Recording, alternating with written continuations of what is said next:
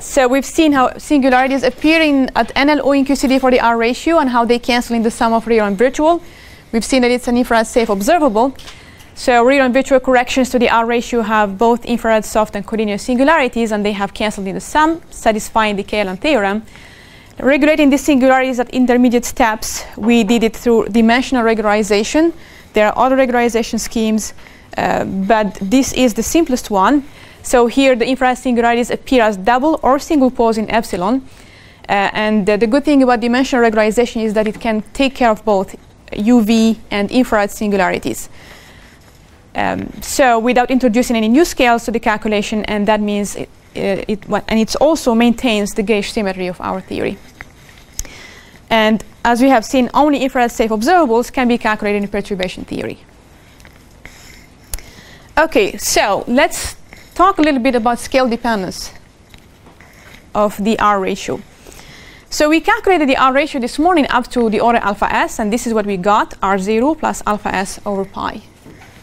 Now, if we were to include one more term in this expansion, the result of that term is what you see in here. So we have alpha s over pi squared times a result which depends on two constants, c and b0, times a log that depends on mu squared over q squared, and a physical scale, mu squared. Now, R is a physical observable, so it cannot be dependent on an unphysical scale. So the only way for this to happen is if alpha s itself also depends on mu. Okay? So capital Q here is equal to square root of s. So R is a physical observable, should not depend on the arbitrary scale mu. And given this log dependence, the only way for us to get a mu dependent R is to have alpha s depending on mu itself. Now suppose we did not know this next term in this expansion, R2. And yet, we want to know what is the uncertainty associated with these missing higher order terms. How do we do that? Variation of scale? Yeah, variation of scale where? How do you get it? If you did not have this term in here.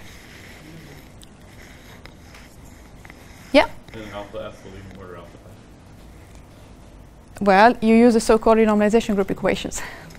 So yeah, alpha s depends on mu, but you want also to get the log dependence on mu, which you did not have in the term we had before up to order alpha s. Okay, so yeah, there's mu dependence now in alpha s. So now you start from the fact that R is independent from mu squared. You take the total derivative and you set that to 0, and that gives you this equation in here where beta QCD is just the derivative of alpha s with respect to mu squared. So this is the beta QCD. This is an equation that you can solve order by order in alpha s. You can plug in your expansion for R, you can plug in your expansion for the beta function, and you can solve it. For example, if I want to get R2, if I didn't have it, mu squared dr2 over d mu squared is associated with the derivative of R1 with respect to alpha s. R1 is written in terms of R0, so my R2 at the end of the day is equal to beta 0 over 4 times alpha s over pi squared times R0 times the log of mu squared over s. So that's how I get the dependence of mu squared on mu squared through the log. So these RG equations are actually interesting because, okay, they don't allow you to get the entire result. They only control the logs. They allow you to study the scale dependence of your result from missing higher order terms that you don't have right now.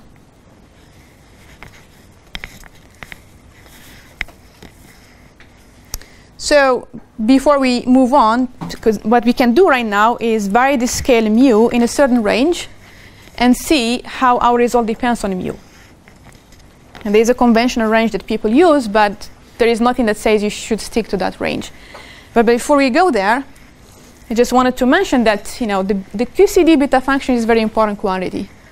It controls the running of alpha s.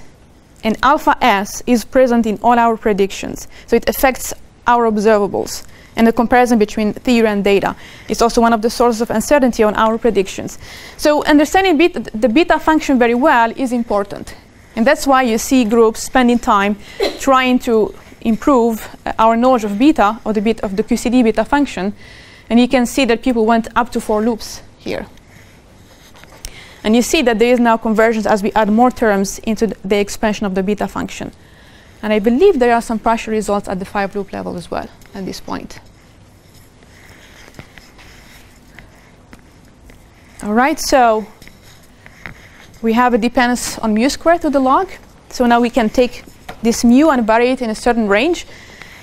This is a plot that shows you the ratio of the Hadronic cross-section to the leading at NLO to the leading order, NLO and NLO here, to the leading order sigma e plus e minus 2 q bar as a function of mu r over q. Mu r is the renormalization scale. The conventional range for varying this mu is actually between half and twice the hard scale of your problem. It's just a convention. There's nothing that says you have to stick to that. You could be varying it in some other range. And in fact, here they show you the variation between 0.1 and 10. So mu r over q, so mu r equals 0.1 q all the way to 10 times q. So one thing that you see here is that the leading order here is totally constant. The variation is totally constant with respect to mu. You see that the next leading order in green does depend on mu, but this dependence is improved as you go to n and NLO. And this is why we try to push our expansion of the cross-section to higher orders. We want to minimize the dependence on this n-physical scale. If we were able to calculate the cross-section to all orders, we wouldn't have this dependence on mu. But because we cut our expansion at a certain order, since we don't know how to calculate everything, all the terms of the expansion, we get this dependence. But you can see that the more terms you add, the better the behavior becomes. The interesting thing is this solid line, which is a leading order. It shows you that there is no dependence on mu, but this is really artificial. It's due to the fact that we have not yet calculated missing higher order corrections. Okay? It doesn't mean that this prediction is not dependent on mu. It's just due to the fact that if you stick to the leading order, you can get misled with the scale dependence that you see. And in this case, we had no alpha s at leading order, which is why we're not seeing any dependence on mu. And we had no logs that depend on mu squared at leading order. And therefore, it appears as a constant. When we moved on and we started adding higher order terms, we saw the sensitivity to this mu squared and physical scale. So this scale variation is only a rough guide to the uncertainty associated with the terms neglected in our expansion, which we refer to often as missing higher order corrections. This is why varying the scale to estimate the uncertainty on the prediction is never really, rocket science, or never really kind of a very precise way of estimating the uncertainty. But for the time being, there is no better way that we know to give the uncertainty on our cross sections. Okay, so let's move on towards now looking at some tools that you could use to check your calculations at next reading order.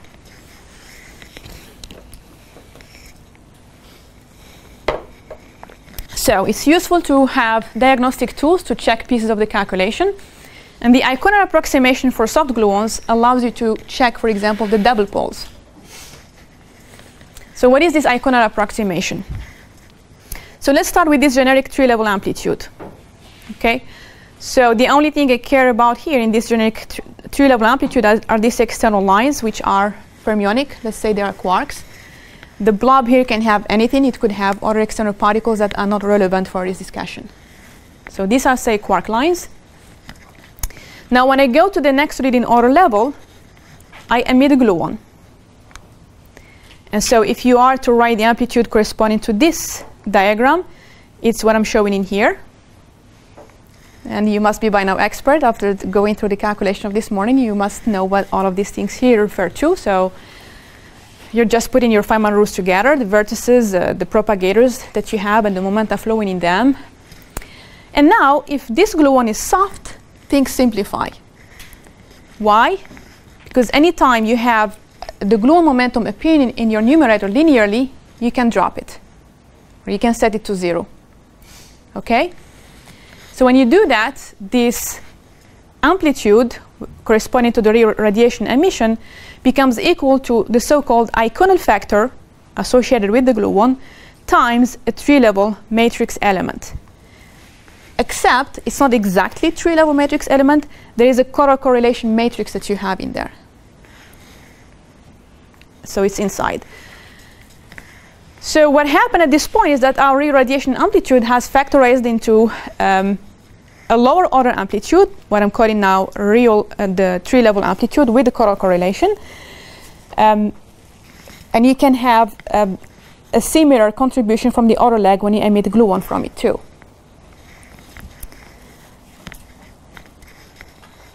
So this is what happens in the soft limit. Your matrix element simplifies. Now the phase space integral also factorizes in the soft limit. And here, you can derive this phase space integral yourself in the soft limit, or you can take it from this paper by Harris and Owens. This is a useful reference. Myself, I took the result directly from them. So the cross-section at this point becomes, it gives you, there is some factor that depends on epsilon and the Hadronic center of mass energy. This d sigma 0 f prime refers to the tree-level, the reduced matrix element contribution. So it has reduced matrix element squared times the tree-level phase space integral corresponding to it. And then you have this piece here,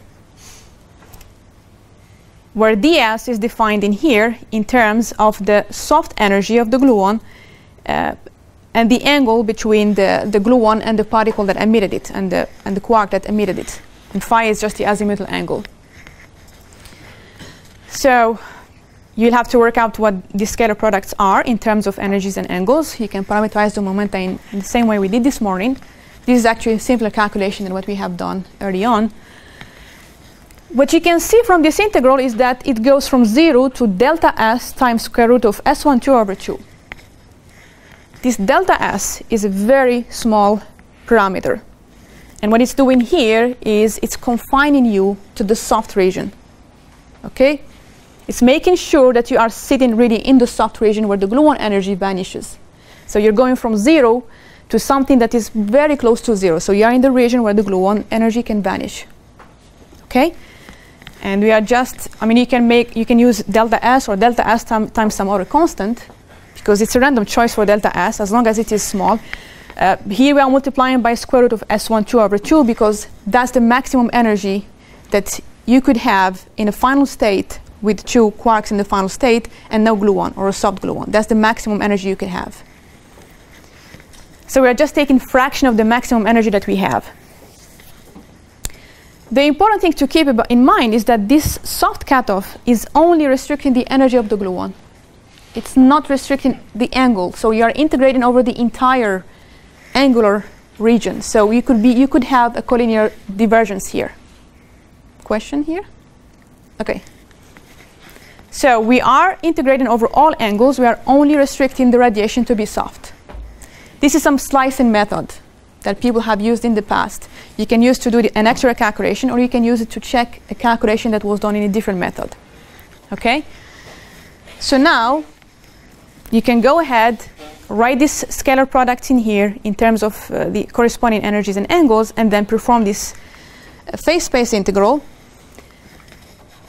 This is our amplitude squared. This thing here is what is inside the sigma 0. So just to show you that the matrix element has factorized as well in this limit, and you have this correlation factor sitting in there. But then it's easy to calculate.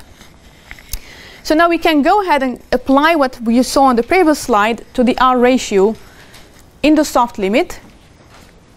And when you apply this Eikonal approximation to the R ratio in the soft limit, this is the result that you get.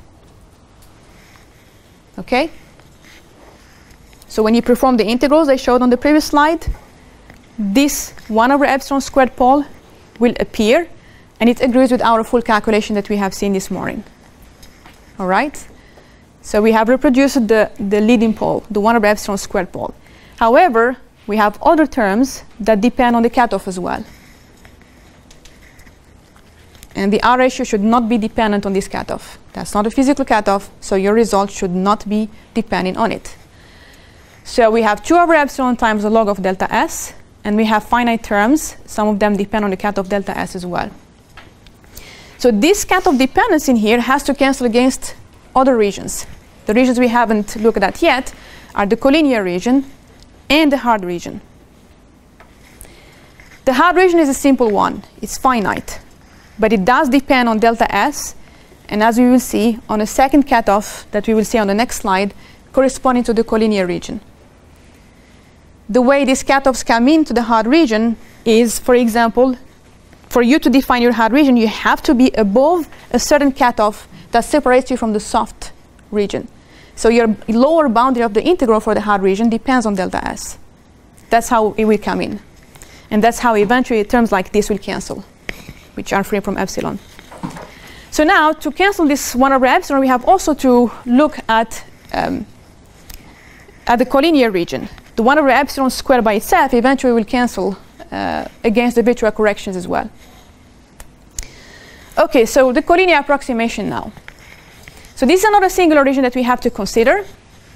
And we can study, for example, the region P1 collinear to PG using the so-called Sudakov parametrization of the momenta. If you are not familiar with this parametrization, this is a good place to try and learn a little bit about it. So the Sudakov parametrization means you write your momenta P1 and PG in terms of two directions here, or momenta. K-perp basically parameterizes the deviation from the collinear region, and P is the collinear direction. Okay? And there are some other parameters in here. For example, Z. Z is the ratio of the energy of the emitting part on E1 over the sum of E1 plus the energy of the gluon. So what you can see clearly from this parametrization here is that if this K-perp squared vanishes, S1G equals 0. So this K-perp does parameterize your collinear singularities. So this is the singular limit. So P and N by themselves are light-like vectors which satisfy P.K-perp is 0, N.K-perp is 0 as well. And so in this case, when you work out the details, the amplitude will simplify into what I show you in here. So you have 2 over the invariant corresponding to the two particles that became collinear, 1 and G, times the strong coupling constants, times mu to some power, times a splitting function PQQ, times the reduced matrix element squared. So this is a completely finite quantity. The reduced matrix element is completely finite, but it depends on the sum of P1 and PG in this case, because they became collinear. And the splitting function by itself is defined as I'm showing here inside the box.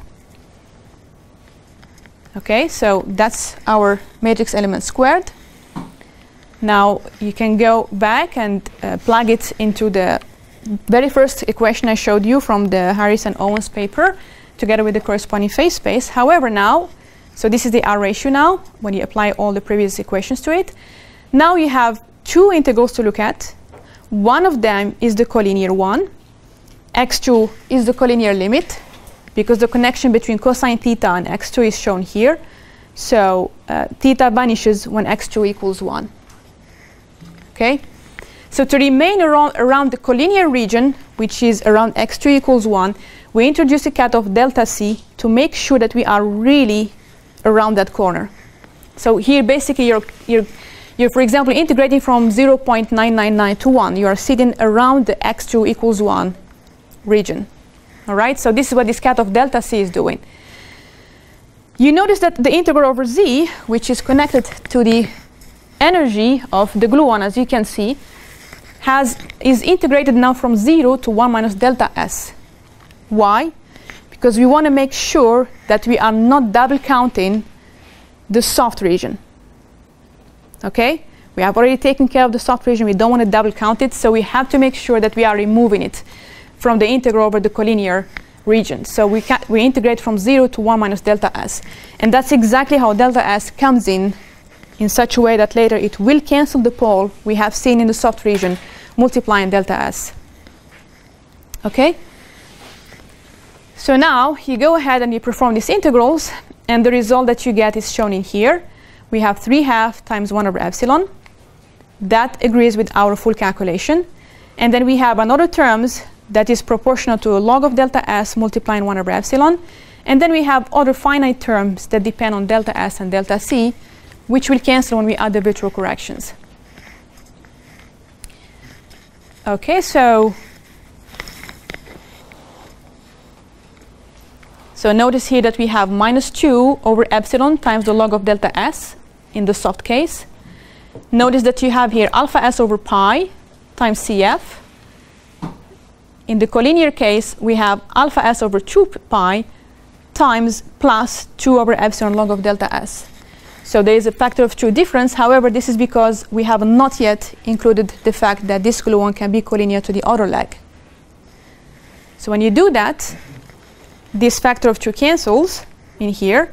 And then when you add this contribution here to the soft region, you cancel all the poles. The ones that do not depend on the cutoff, they will cancel against what we have from the virtual corrections.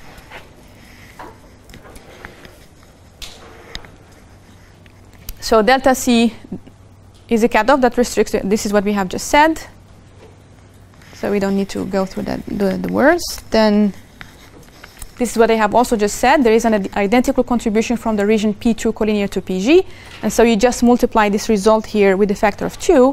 And then when you add the collinear and soft contributions together, you will cancel all the poles. And when you add the hard region, you will get a cancellation of these terms that depend on delta S and delta C. So any remaining cutoff dependence, when you add all these terms, is all finite. And you can go ahead and check that you have no dependence on these cutoffs by giving them random variable values and then checking that your integral does not depend on those cutoffs. Okay, so did you get what I'm saying? So this is a way of checking your NLO calculations. You can do it this way. It's simple. When you work on these amplitudes in the soft and collinear limits, they are pretty simple to calculate, simpler than the full case. So terms cancel each other?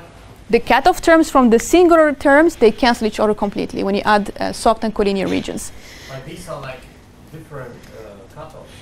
No. So, no. Yeah, but look. So there is no delta C multiplying 1 over epsilon here. There is a delta S multiplying 1 over epsilon, right?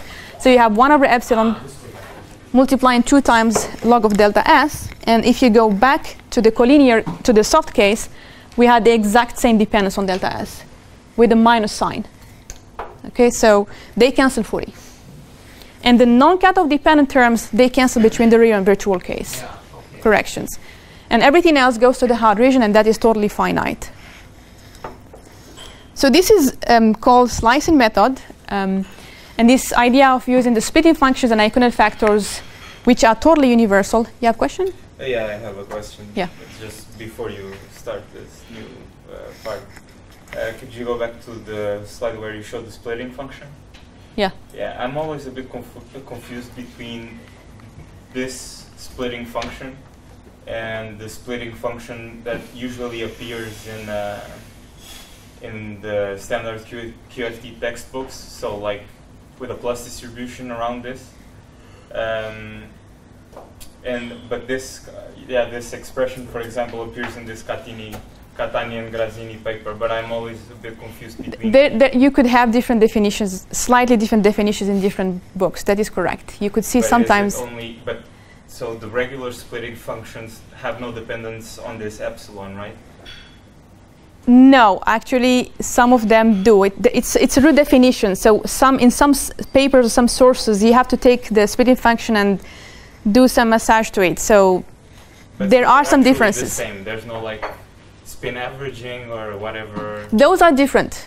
The average and they are different.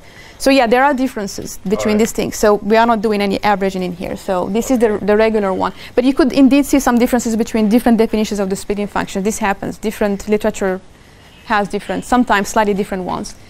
All right. Yeah, I've seen some cases like 2 to 3 different definitions. And it is confusing, yes. But at the end of the day, they all basically, except from one case, they all converge to the same result. So at the end of the day, you should get the same result. In one case, there was an issue at some point, I remember. But anyway, you are right. So, so these splitting functions and Eikonal factors are actually universal, okay? And this idea of factorization really underlies all these higher order calculations. And they can be used to predict poles from any process. and this forms the basis for various subtraction schemes to handle infrared singularities. At NLO, these are the ones that are typically used. Phase space slicing by Harris and Owens. This is the one that I have just described to you. Okay, and then there's dipole subtraction by Catania and Seymour. It's different than what I have described, but it relies on this idea of using the Eikonal factors and splitting functions to construct the dipoles. And then you have the FKS by Friccioni, Kunst, and Ziegner. So this is actually a good way for checking NLO calculations.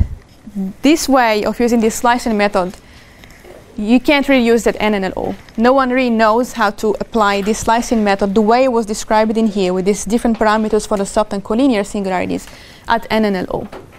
Because when you move to next reading order, there are more complicated singular structures that you have to worry about. And if for each one of them you introduce a slicing parameter, it becomes a mess, a total mess. So typically at next reading order, so one way of checking your result is by looking at the matrix element squared. So what you do, you take your full matrix element squared, and you take the approximate one, which you construct by taking the product of your Eikonal factors or splitting functions in the corresponding limit, times the reduced matrix elements, which are totally finite, and they are simpler than your original matrix elements. And you check that those two, they behave so that these approximate matrix elements can remove the singularities of your full matrix element when you choose a point of the phase space when you have a soft or a collinear singularity. So this way will only check your matrix element squared. It will not check your entire result because you're not doing anything with the phase space, but it's a way of checking, you know, at least the matrix element squared. That's one way that people use for NNLO calculations.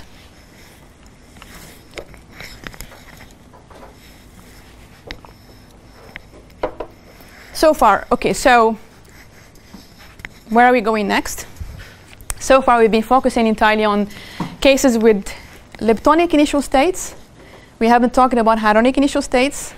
Many of you this morning were talking about PDF renormalization or factorization, absorbing collinear singularities associated with initial states into the PDFs. That is something that you only need when you have hadrons. So what happens when you have more complicated initial states? This is one of the complications you have to deal with, these collinear type singularities. Okay, so we have shown earlier that the factorization formula for a process in hadron-hadron collisions can be written in this way. So you factorize the non-perturbative effects from the perturbative effects. These things live at different scales. PDFs are universal and can be extracted from data together with some theory input. And the Hadronic cross-sections are process-dependent. They can be calculated perturbatively, whereas the PDFs are universal. You extract them once and you can use them for all sorts of processes. So if you know the PDFs, that would allow you to compute your predicted Hadronic cross-sections with a measured one. And the comparison will be meaningful if you understand the PDFs pretty well. You can reverse this and say, suppose I have made a precise measurement and I have extracted my data and my PDF and I know them very well. And then you go and you use a prediction from certain process through the Hadronic cross-section, and you see a deviation with respect to data. This may be hinting to the fact that maybe there is physics beyond the standard model. Maybe using the standard model was not the right thing to do in that case. So there are various ways of, you know, flipping the argument. So PDFs are important. Now, how do we extract PDFs from data? So deep inelastic scattering was so far one of those very important. Yeah. Yeah. Can you go back? Sorry. I was just wondering, how does the factorization scale appear in the Hadronic cross-section? Because when you compute it, okay, you get this. You usually get this new dependence, but that's the renormalization scale. Okay, very good question. Was it you who asked anyway yesterday, or someone else? Anyway, someone asked about this, and I said it's coming. So the way I think myself of the renormalization and factorization scales is the following. Renormalization scale is associated with UV singularities that you absorb into your coupling constant, strong coupling constant. Right. Factorization scale is associated with collinear singularities that you absorb into your PDFs. Okay? Okay. Now, if you have your PDFs depending on the factorization scale, the only way for your cross-section not to depend on these scales is if the partonic cross-section itself also depends on the factorization scale. I understand the argument that for every factorization there has to be a scale that whose dependence cancels, but I'm just thinking if we compute this using the regular Feynman rules or whatever we do every day, where does it appear? Because I never see it appear. You think leading order, I think. If you do NLO, then you have in the dipoles specific terms that are used to subtract the divergences from the PDFs, and there the factorization scale appears. So for instance, in Hadronic, the terms, the dipoles that subtract the initial state, collinear divergences depend on mu f. All right. Things like that appear indeed. So that's how they come in. Anyway, so we were somewhere here, right? So we said that deep inelastic scattering, which is scattering of a lepton and proton, is one of the processes that are used typically to extract the PDFs, and they provide really valuable information. And it is still one of the most important processes that provide us with information on a PDF. So this is just an example of an event in a positron-proton scattering at the H1 experiment, which was happening at some point at DESY. And so you're giving you a positron and a jet in the final state. And this is the Feynman diagram that we drew to describe something like this. OK, so that's the same Feynman diagram. Now I'm putting some labels on it. So you have your lepton coming in, passing some energy to the photon, going out, and then you have the lower part where you have the proton involved in this interaction.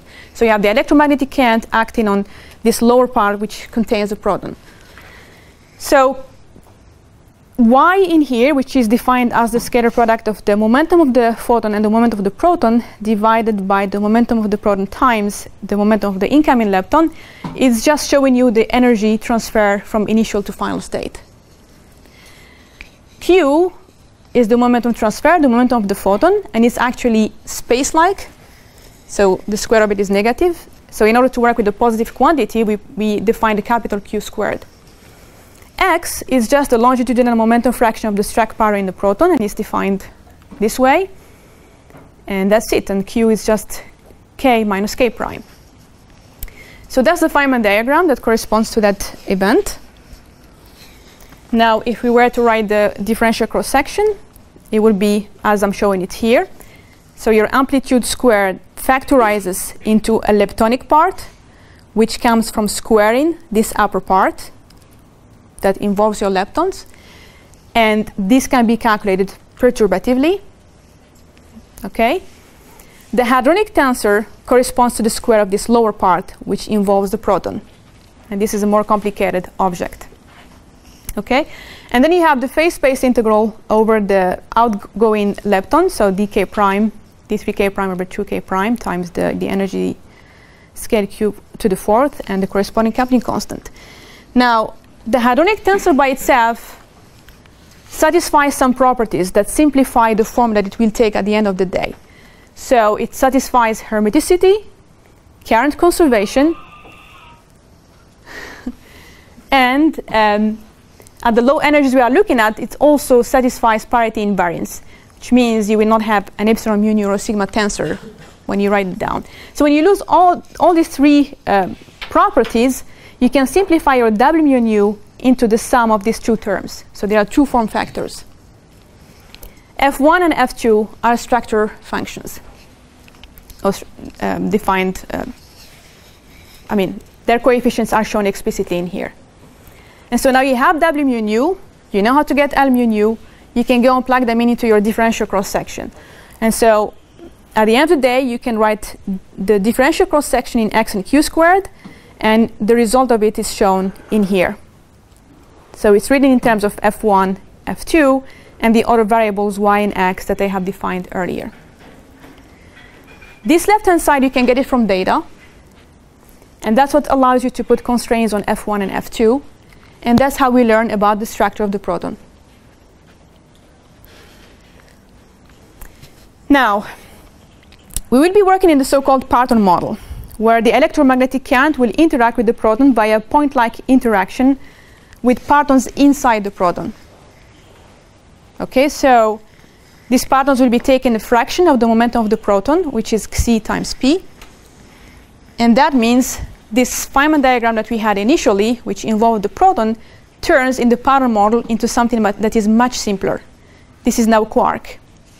Quark that takes the fraction c out of the momentum of the proton, but now you have to multiply it with the quark PDF. Because this is, at the end of the day, we are talking about the proton, which is non-perturbative quantity. So you will have the quark now, so you can treat this part in a perturbative way, but you will have also the PDFs in there, so the quark PDF as well.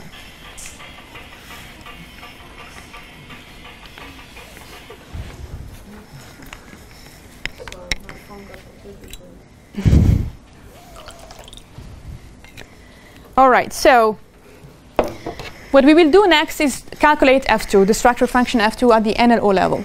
Okay, but in general, in principle, at leading order, there is a connection between F1 and F2 through the Collin-Gross relation, which tells you 2x F1 is equal to F2. This is leading order relation. Okay, so it has corrections from higher orders. But our entire focus is going to be on calculating F2.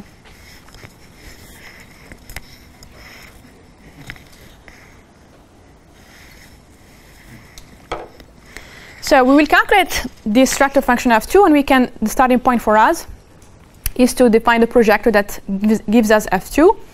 That's r mu nu, which is shown explicitly in here. So it depends on the momentum of the proton, and now it will be replaced by the momentum of the quark. And so you just need to calculate this leading order diagram, which has single quark in the final state. So this is your photon, an incoming quark, an outgoing quark, and these are the corresponding momenta. We will be working in the so-called bright frame. That's because it simplifies the calculation because the photon has only the z component in this frame. This is the momentum of the proton, q over 2x times this vector in here. And then you have the incoming quark, which takes fraction of that. So it's c times the momentum of the proton. And now if you write down the phase space integral corresponding to this diagram in here, this is what you would have. So you integrate over, you have the on-shell delta function for the outgoing quark. You have the conservation delta, and when you perform this integral, which is pretty simple, you get this result. A delta of 1 minus x over c times 2 pi over q squared. That's our phase space result at leading order. Very simple.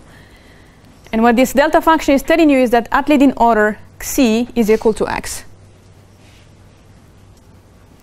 Now this delta function, you will see, it will turn out to be a very important thing.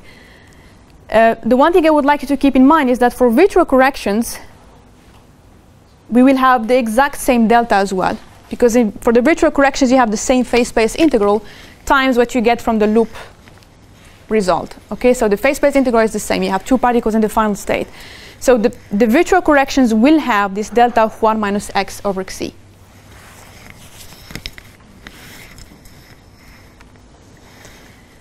You can go ahead now again the structure function F2. So it's an integral that, as you see, has the PDF of the quark. This is the phase space result. This is the averaging over the initial state spin and color. And this is our Hadronic tensor after the projection. So you can calculate this W mu nu now in a perturbative way, the same way you calculated for a quark. And so the result of that is shown in here explicitly. So it's the sum over all the quarks, the charge of the quark squared, x times fq of x, which is the quark PDF. So one thing you notice from here is that we have no dependence on the energy scale q squared at leading order. And you ask yourself, is that what we see in data? Is that consistent with data? And the answer is shown in this plot here, F2 as a function of q squared. So what do you think? Is it constant? No. Data has a slope as a function of q squared. Our leading order result tells us that we have no dependence on q squared. So,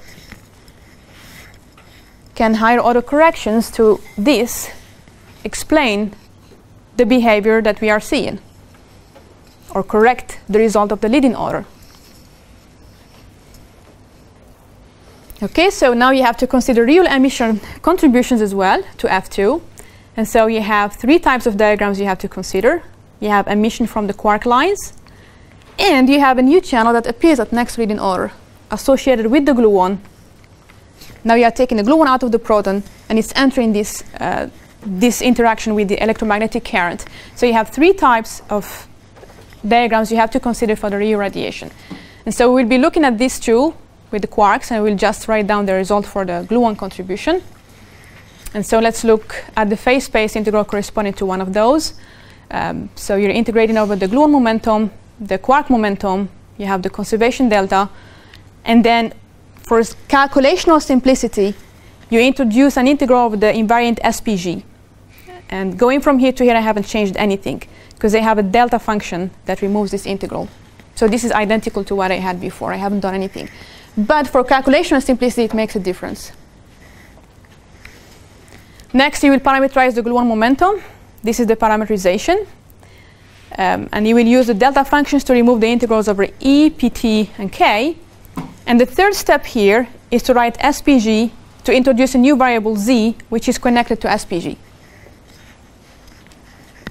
So once you do all of this and you calculate your phase space integral, this is the result that you will find. So you have a 1 minus x over xc to the power minus epsilon times other terms. And you can also write your invariants p.pg and pf.pg in the same, in terms of the same variables. So we have the phase space integral now. Next step is to get the matrix element squared. And because we have written the invariants that we need in here in terms of z and q squared and x, we can plug them eventually in this result. So this is the matrix element squared. It's written in terms of invariants, as you can see here. Those are the relevant terms for our discussion. And then we have other finite terms that are irrelevant for the discussion. So the real emission contribution of the quark diagrams is now given by this result here. And so what do we see?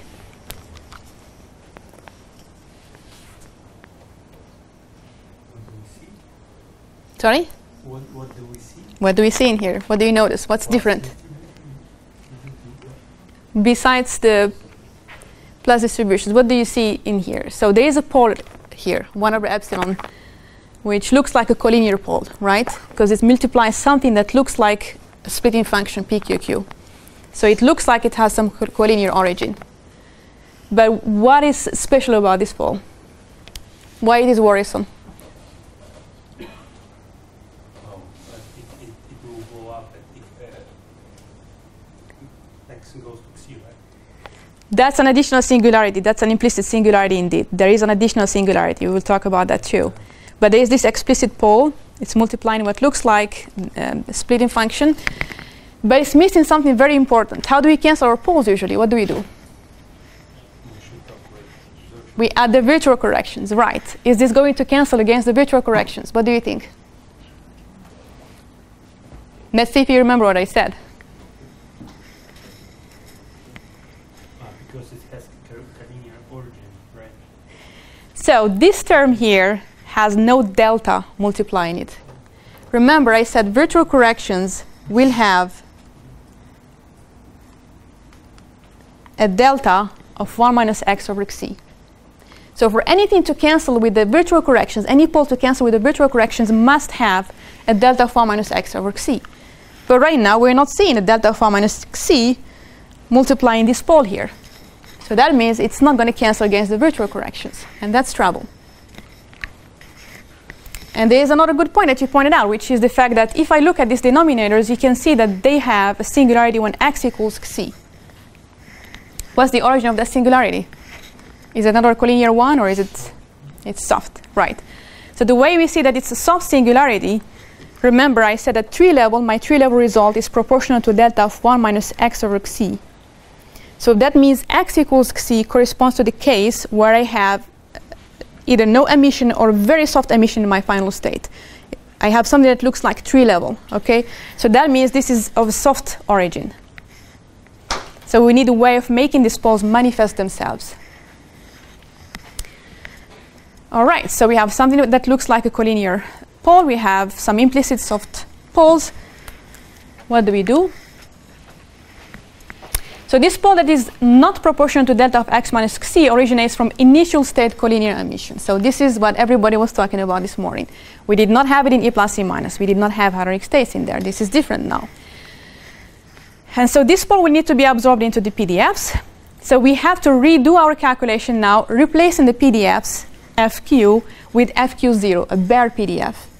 And then we will absorb these terms that did not have a delta in them, these poles that did not have the delta, into this counter term. Now, how do we make this singularity at x equals c manifest itself? Are you familiar with the plus distribution expansion? Okay, so this is called the plus distribution expansion. So if you have 1 minus x over c to the power minus 1 minus epsilon, this is how it is expanded in epsilon. You have a minus 1 over epsilon times the delta of 1 minus x over c plus some other terms that have plus sign. And we'll see what these plus signs, what we do with them later. So why are we talking about 1 minus x over c to the power minus 1 minus epsilon? Well, if you go to this result here, you see that we have a 1 minus x over c to the power minus epsilon sitting outside. This one will combine with this denominator and will give us minus epsilon minus 1. Okay? And then when we expand it in plus distributions, what we will have is the following. We will have a CF over epsilon squared times the delta, and that will cancel against the virtual corrections. We will have a CF over epsilon times a term which does not have a delta. That will stay there. And the same here. Here we will have a 1 over epsilon multiplying the delta and a 1 over epsilon and no epsilon multiplying the delta. So you have only 1 over epsilon from here multiplying the delta function. And then you have this plus distribution term, or the term with the plus sign. So anything which will have a delta function will be cancelled against the virtual corrections poles. Anything which does not have the delta will stay there. And they will all be combined into the following. So they will construct this splitting function PQQ of x, which is defined in the following way. Now, the plus sign that you have seen in some of these terms, the way we deal with them in practice, so when a function acts on a term which has, on a function that has a plus in it, what it does is it subtracts the singularity associated that you see in that integral, which is in this case for x equals 0. So it subtracts them times that function itself. That's how we deal with them in practice. So when you add the virtual corrections, which you can obtain them from E plus E minus virtual corrections upon crossing symmetry, because remember this morning I gave you the result for a photon decaying into 2 quarks. So now you have just to take one of the quarks and cross it to the initial state. And that gives you the result. And then you arrange some terms, you get the following result for F2. So you have an integral over c, we have the bare PDF. This is our leading order result, delta of 1 minus x over c. This is our next leading order result. It has q squared over 4 pi mu squared to the power minus epsilon times minus 1 over epsilon times a function pqq of x over c defined here. So those are the leftover terms that did not cancel. So, and you have some finite contributions which we are not going to care about here for the purpose of this discussion. So we now redefine the PDFs. So my PDF becomes the bare one plus alpha s over 2 pi times the integral over c of the bare PDF times this other term which had the pole in it, pqq times 1 over epsilon, plus some function of x over c. It's put in there so that you can use it to absorb terms that you don't want to carry with you around, like other gammas and factors of 4 pi and so on. And so at the end of the day, when you do that renormalization, PDF renormalization if you wish, you get this result for the F2, the structure function F2. So now this is the renormalized PDF, this is the 3-level result, and we have now a finite result. And it has a log of q squared over mu squared. So now we have a dependence on q squared. The leading order result did not have a dependence on q squared. adding higher order corrections introduce the Q-squared dependence. So that means you cannot rely on your leading order result. That's not what describes data. And this is our function F2.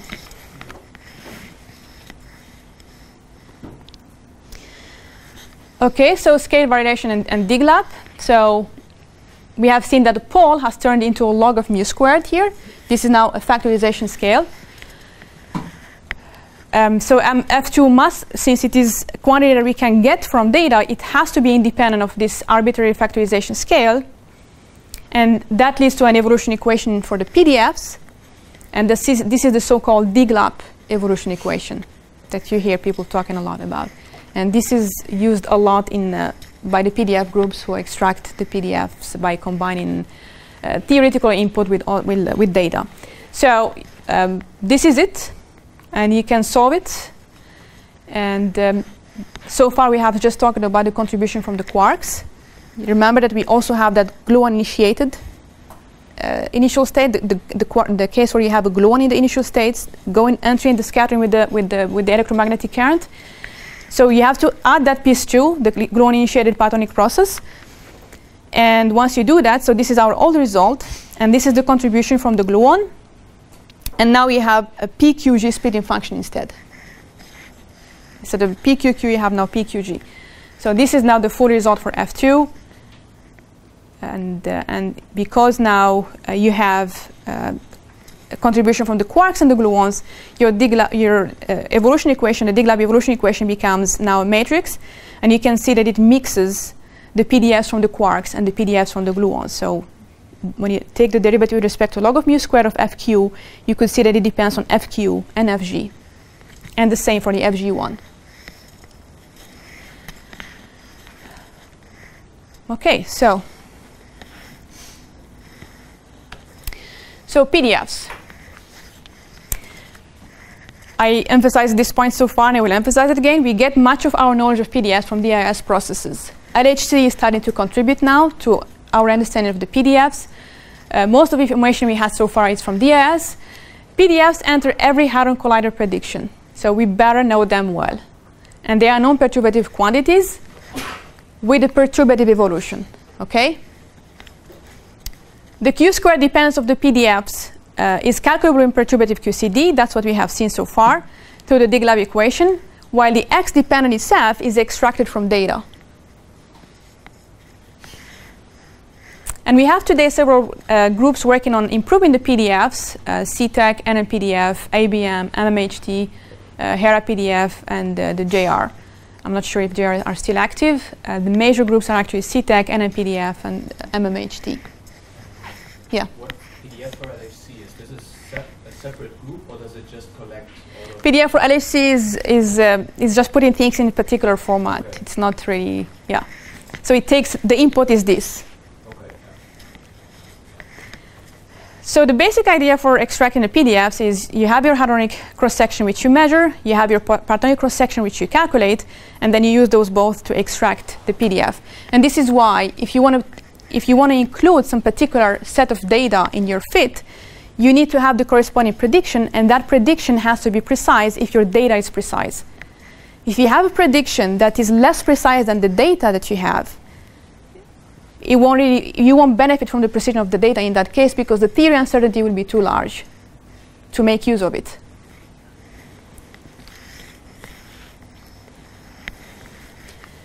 So one thing I wanted to show you here is, suppose you do a simple leading order solution of the DGLAP evolution. So this is, I emphasize, just a leading order solution, okay? The general solution is not as simple as this, but this is just because I want to get some point across. So if you solve the DGLAP evolution at leading order, this is the solution, okay? So you have F, the PDF at an initial scale Q0 squared. You have a log of mu squared over Q squared. And the mu squared is the same that appeared on the left-hand side. And then you have the splitting function of x over q, and you are integrating from x to 1. So what does it mean? Suppose I want to have my PDFs at a certain value x that is small, Bjorken x that is small. Let's say I want to have my PDFs at 10 to the power minus 4, 10 to the power minus 3.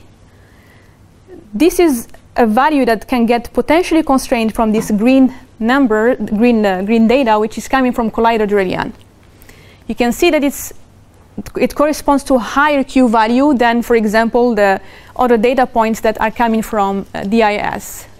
For example, these ones here, like fixed target DIS, the green ones in here. So what you do, suppose you know your PDFs very well in here, but these are available at a lower scale Q, and they allow you to constrain a higher X value. You want now to constrain a lower X. This DGLAP evolution equation allows you to move in X down while moving in Q up. That's what these diagonal arrows mean. Why? Because if I want to have my PDFs at 10 to the power minus 3 or 10 to the power minus 4, I am integrating from 10 to the power minus 4 to 1. So I need to know my PDFs in the higher X region. And that's something, for example, you can get from this lower region in here, coming from DIS data. So this is why this DIS data play an important role in our extraction of the PDFs. And now, because you can evolve to the higher scale, you can also take this data from the LHC and benefit from them to constrain a region of X that is barely, that is not, for example, constrained at all by DIS data.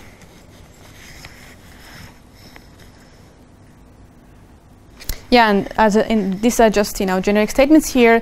100 GeV physics at the LHC will probe small x, C partons. TeV physics probes large x.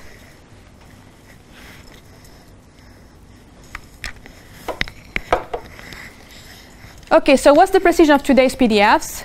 This is here a highlight of what we have from 3 PDF groups. As I said, these are the major PDF groups: NNPDF, CTEC, and MMHT. You can see that these are the up quark, down quark, strange, and the gluon. A very quick look here shows that NNPDF, for example, has a small uncertainty on the gluon PDFs. So they are so far basically the best among the ones that are shown here. In other cases, uncertainties vary. For example, here for the strange, you can see that strange still needs some work. We still have large uncertainties in there. Here's a comparison of the up-type quark PDFs from these various groups. You can see that NNPDF does slightly better job, but overall, these error bands overlap, which is the important thing. In the old days, you would see bands that do not even overlap. The differences between the PDFs were so large that you don't get even overlap in PDFs, and that's pretty bad. Because you use one PDF set, you get one prediction. You use another PDF set, you get a different prediction. And the differences are significant.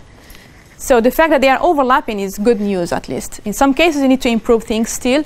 But the fact that they are overlapping means, we have things at a reliable level. So today, we have many pattern distribution functions that are known with the precision of a percent level, I would say, for the X range between 10 to the power minus 3 to 0.1.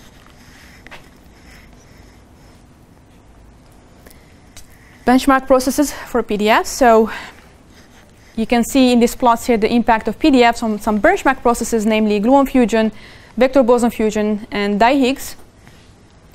So everything we see in these plots here is normalized to the new set of NNPDF, which is referred to here as NNPDF 3.1. And then you have other PDF sets from other groups, as well as an older set from NNPDF, which is 3.0. And you can see that even the NNPDF set by itself has improved. When you compare what you get from 3.0 to 3.1, you can see that the error bar has shrunk by almost a factor of 2. And that's because they've been working hard on including all sorts of data, the ZPT data, TT bar, and that has improved their fits in a significant way. Similar thing is observed for vector boson fusion. This was the gluon fusion, and even for Higgs production as well, you see an improvement. And overall, they are not very different, these PDFs, so they lead to similar results. So the estimated errors on benchmark processes are within a particular set are in the range of plus or minus 2%. That's important. And the differences between their standard values is also at the level of 2% or so. So that's progress. All right, so PDF errors actually come from multiple sources. So what could induce them? I listed them here. I would have otherwise quizzed you about them, but I listed them here. So the data set choice. different groups actually sometimes use different data sets. Not all of them include the same data sets. The parameterization choices of the PDF functional form can be different between different groups. The order of the perturbation theory of the hard cross-section can be different. What they include in their fit from the theory side can differ between the various groups. And errors on data sets. And despite the fact that I listed here at least 4 sources, the only errors that are included in the PDF sets are actually the experimental ones. None of these things here are included. For example, theory uncertainties on our predictions are not included. And this is something that needs to be improved. And I believe some groups are working on that. There are other sources of uncertainties that haven't been accounted for example, from work that we have done with the NNPDF group. I know, for example, that electroweak corrections are not included. They are known for some processes. They are not known for other processes. And because they are not known for all the processes, and in order to be consistent, they drop them off. And this can be a source of uncertainty, especially in the energy range we are probing these days at the LHC. And as we move on to higher energies, this becomes even more important because electroweak corrections become important by themselves. What is the percentage? I don't know what is the percentage of, because if you don't include them, you don't know what the percentage is. I know they drop them off. But kind of inconsistent, right? If you nowadays you have NNLO PDF sets. NNLO QCD correction included, yeah. NNLO QCD, you should also. For some processes, yes. I agree. For some processes, actually, and as I said, depending on the energy range you are looking at, NNLO electroweak can be as large as NNLO QCD. It is true. The problem is that they are not known for all the processes. And so we cannot include them from one process and omit them for the next. That's a source of uncertainty. You want to be as consistent as possible. But to address that, I believe lots of groups are working hard to provide some of these missing electroweak corrections. Electroweak corrections are actually tough to deal with. You have multiple scales. I don't know if anybody here is working on them. Who is the hero? Oh, working on what? Electroweak corrections. No hero. There is one. There is one. Who? Oh, you are. What do you plan on working on? Well, you mean in electric correction? What process? To implement them basically in Monte Carlo. Okay. What Monte Carlo? Boughezal. Okay. But the question about the percentage, I mean, maybe why it wasn't included in the first place? Electroweak corrections? I mean, you said that the people include only estimated the theoretical uncertainty only from data sets, but why they didn't estimate it from other sources in the first place? So they include the experimental uncertainty. They don't include the theory uncertainty. Yeah, I don't know why it's not. Maybe because it's just small and negligible compared to the... Well, I mean, it doesn't matter whether it's small or not. You have to include it. If it's at the level, let's say 2 or 3%, not all processes are known at that level of precision, you know. Not all of them are known at the precision of 2%. You know, ZPT, it's known pretty well on the theory side too. So yeah, it's of the order of 2%, but some processes are not. I mean, for the DGLAP, I believe the uncertainty is a little larger than that.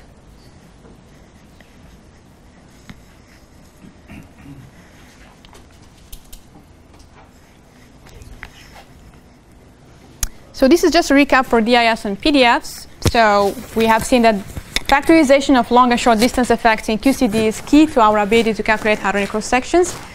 And PDFs are very important to understand as well by themselves. You can see that they impact our predicted hadronic cross section. DIS has played a very important role in our probe of the proton structure, and LHC and Tevatron data have allowed us to further constrain other kinematic range of Jorgen X. And yeah, this is just a summary of what I have just said. So today's precision of PDF has improved significantly compared to where we were just a few years ago. Like the plots I showed you here are actually very recent. Okay, so I don't know if I should move to Radja now or I should just leave it for tomorrow. It's the end of the day and you look tired, all of you. So maybe I should just leave it for tomorrow. But if you have any questions, let me know.